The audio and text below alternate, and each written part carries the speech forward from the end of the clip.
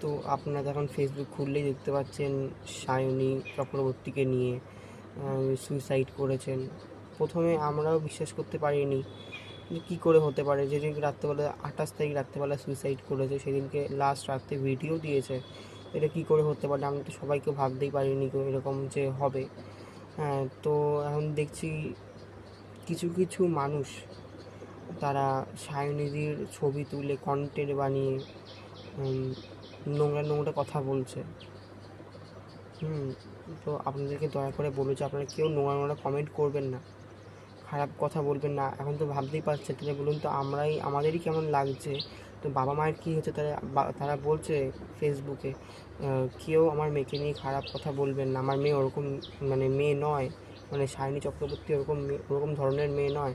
হ্যাঁ, তা আপনারা সেই এরকম করে যাচ্ছেন। তো সে একবার পরিবারের কথাটা ভাবুন তো একবার আপনারা। তো আপনাদেরকে দয়া করে বলবো, আপনারা কেউই কোনো খারাপ কমেন্ট বা বক্তব্য আপনারা কিছু বলবেন না।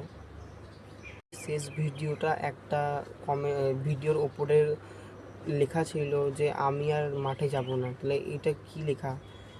তখনই কি লেখাটা বেশ বুঝলাম না। আমি আর কোনোদিনও মাঠে যাব না, মুখটা স্যাড ছিল একটুখানি। কী হবে বলতে আপনাদের এখানে ডিসপ্লেতে আপনারা দেখতে পারবেন, দেখবেন। তো বলছি প্লিজ কেউ